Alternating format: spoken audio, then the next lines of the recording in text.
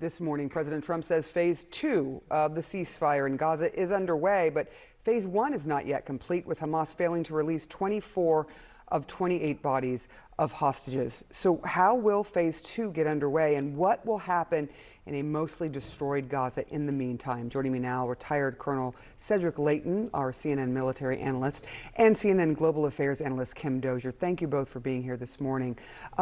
First to you, Kim. I mean, hasn't Hamas already broken the ceasefire deal, because all of the hostages, alive or dead, were supposed to be handed over around the same time? Could this threaten the ceasefire? Well, Hamas had always warned that it might take more than 72 hours to find all of the bodies, in some cases because they weren't held by Hamas, in other cases because the Hamas groups that were holding them, the individual units, might have gotten killed by Israeli airstrikes, and Hamas has lost contact with them. And also remember, right before the ceasefire, Hamas was under attack, so it couldn't be in constant contact with all of its different elements. Now that the Israelis aren't monitoring all the communications for targeting, they are reaching out and trying to find the different units and locate all of the bodies. But it's going to take time. Let me ask you, Colonel Leighton, President Trump had mentioned that they had approved Hamas as a police force for now in Gaza. And since then, Hamas has carried out executions of people that opposed it or that it claims were collaborating with Israel in some way. What does this tell you about whether Hamas will actually disarm? Yes, Sarah, I don't think they're going to disarm, at least not voluntarily. So this is going to be a major sticking point, I think, for this peace process going forward. Hamas, has been able to exercise power in the areas that it controls right now. And that fact is, I think, going to play a large role in how this goes forward, because once Hamas exercises that control, they're not going to relinquish it. They'll be basically reestablishing themselves where they were in terms of their police powers, their governmental powers, and things like that. So if they're in charge of the civil administration, that's going to make a huge difference in terms of being able to carry out the provisions of this peace proposal. Yeah, Kim, I want to stop for a second and let you hear what President Trump said about Gaza and rebuilding on Air Force One. I'm talking about something very much different. We're talking about rebuilding Gaza. I'm not talking about single state or double state or two state. We're talking about the rebuilding of Gaza. A lot of people like the one state solution. Some people like the two state solutions. We'll have to see. I haven't commented on that. It's very different from the policies of the United States, because the two-state solution has always been the desire. What do you make of this, and what does it mean for phase 2 of the ceasefire? Well, to look at the larger Palestinian state issue, if President Trump wants to move ahead with the expansion of the Abraham Accords, Saudi Arabia and other Gulf nations have said they won't support expansion unless Israel commits to a two-state solution. So there's that. Eventually, they will change the channel on President Trump's thinking on that. But for now, the problem is that rebuilding in Gaza will only really be possible in the 50% plus areas that the IDF controls. I can't see other nations who've committed forces for peacekeeping, like Indonesia has suggested that they might be would be willing to put their people on the Hamas-controlled side and possibly have to clash directly with Hamas to take control. That means all the investment will go to the part where the IDF is in control, and possibly people will start coming to those areas. We're going to have a very confused and messy picture for some time to come, no matter what sort of promissory note got signed in Sharm el-Sheikh by all those leaders. Yeah, Colonel Leighton, I was going to ask you about the securing Gaza now. Making it possible for there to be some movement towards rebuilding, when about 70%, it's estimated, of the buildings, we're talking mostly homes, businesses, but also hospitals, schools, have been destroyed.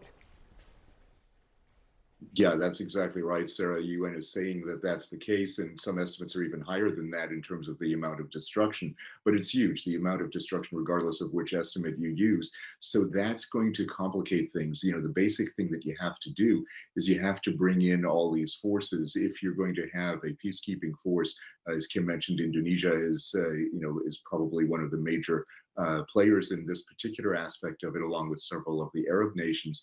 That is going to be very difficult to insert them between the IDF lines as they exist right now and the areas that are controlled basically by Hamas. So that's, I think, one of the most difficult things, both logistically and operationally, that we're going to see.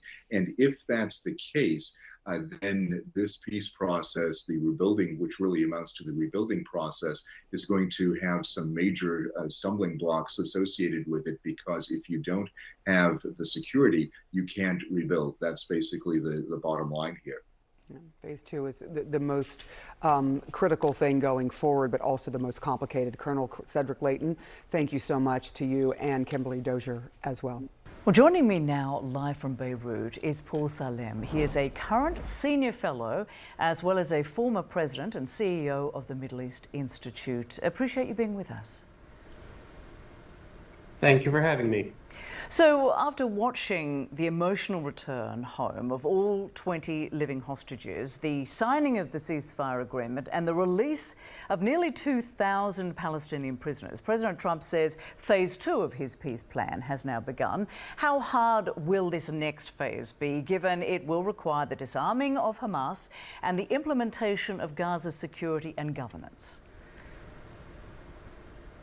Well, first of all, what has happened is tremendously important, as your reporting indicated. The return of these hostages, the release of prisoners from the Palestinian side really underlines, hopefully, the end of the most intense conflict that we've seen over the last 2 years.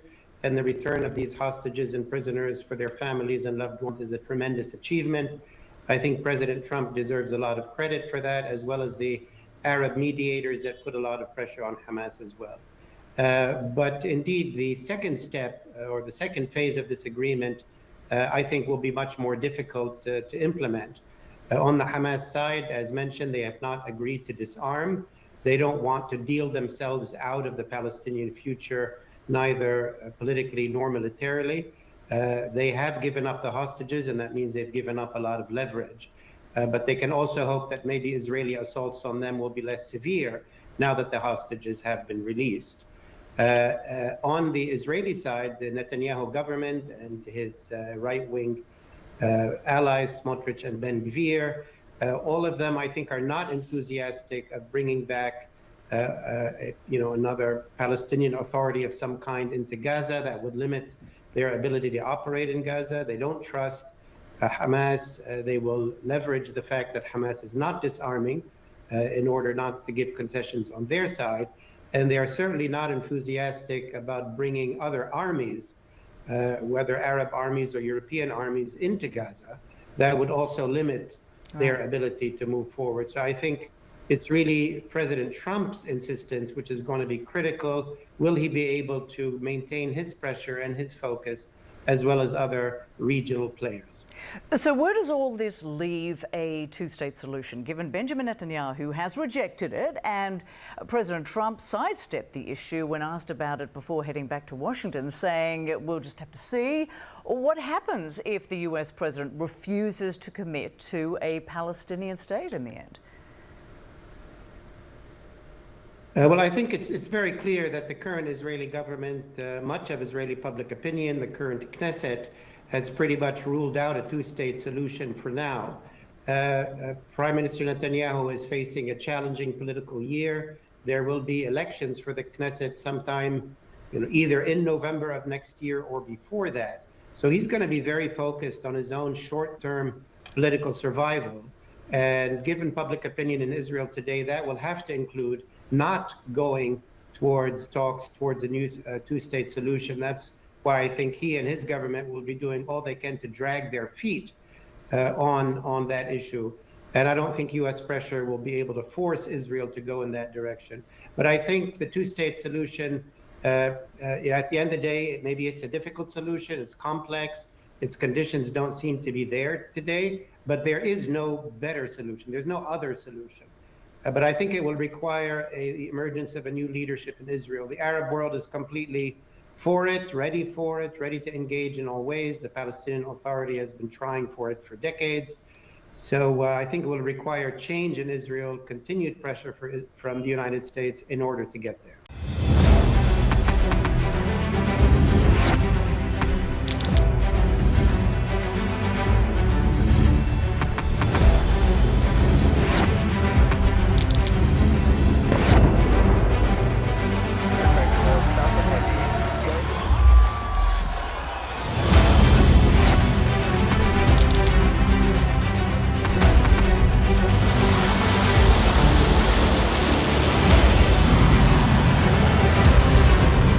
Fighting so long and so hard that they don't know what the they're doing.